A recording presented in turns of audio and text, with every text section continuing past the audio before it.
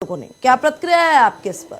नहीं, देखिए, सबसे पहली बात कि जिस स्थल की आप बात कर रही हैं जी, हम लोग भी कल से ही वॉच कर रहे हैं, लगातार देख रहे हैं।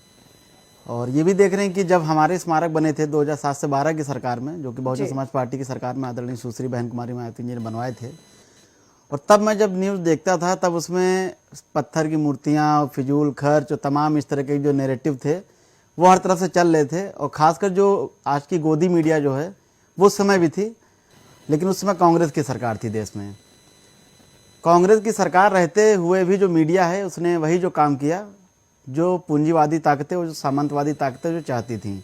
उसने जो हमारे स्मारक बने थे, हमारे मतलब कि जो बहुजन महापुरुष, वहाँ पे किसी एक वर्ग के नहीं थे, सबसे पहले ये जान लीजिए। वहाँ से दलित समुदाय के जो महापुरुष रहे उनके लिए रहे, वहाँ पे तमाम जो लोग हैं पिछड़े वर्ग से जो थे महापुरुष, उनकी भी मूर्तियाँ लगी हैं।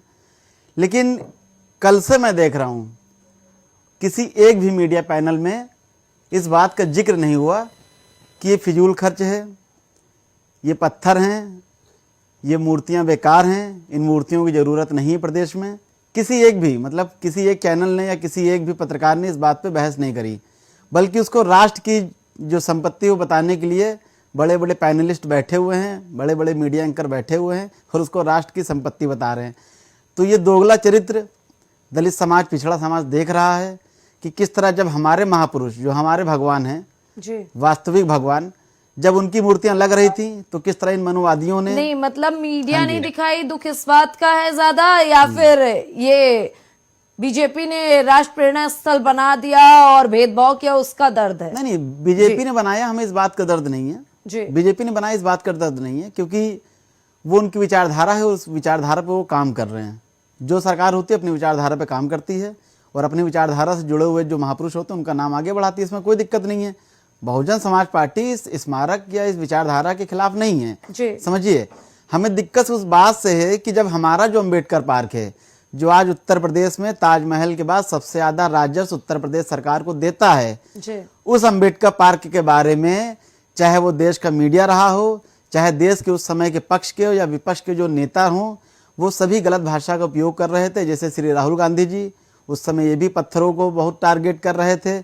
और इस समय एक भैया हैं नए नए पीडीए वाले, श्री अखिलेश यादव जी, उस समय ये हमारे जो स्मारक बने थे इसको कहते थे ऐतिहासिक अड्डा। अंबेडकर पार्क को श्री अखिलेश यादव जी ऐतिहासिक अड्डा कहते थे। तो मैं उनकी भी प्रतिक्रिया के इंतजार में हूँ। और दलित समाज है पूरा कि इस जो स्मारक बना है इसको वो कौन सा अड्डा कहेंगे या किस तरह उसको जज करेंगे। तो कहीं ना कहीं सरकार का भी जो रवैया है वो थोड़ा सा भेदभावपूर्ण है, इसमें कोई मतलब दो राय नहीं है कि इसमें आप कह सकते हैं कि सरकार नहीं भेदभाव कर रही। सरकार बिल्कुल कर रही है, लेकिन सरकार के साथ साथ जो आम जनमानस हैं, आम जनमानस भी किस तरह से बटा हुआ है और उस पत्थर की तारीफ कर रहा है और उस पत्थर की बुराई कर रहा था। ये तो साफ हो गया कि पत्थर में कोई दिक्कत नहीं थी, दिक्कत तो इनकी विचारधारा में है, इनकी मनोवादी सोच में है। आज आप किसी से पूछिए वो उस पत्थर की तारीफ कर रहा है, जबकि जो असली पत्थर जो अम्बेडकर पार्क में लगे हैं जिनसे राजस्व आ रहा है, तो उस पत्थर की लोग बुराई करते थे। तो दोगला चरित्र भी लोगों को निकल के आया है। कल को हमारी भी सरकारें बनेंगी और कल को हम लोग भी अपना फिर से जो भी लोग रह गए हैं जिस समाज के, उन समाज के महापुरुषों की जो प्रतिमाएं लगेंगी उन पे कोई टिप्पणी ना करे। आपके अंदर खाने से एक बयान सामने आया कि जो स्थल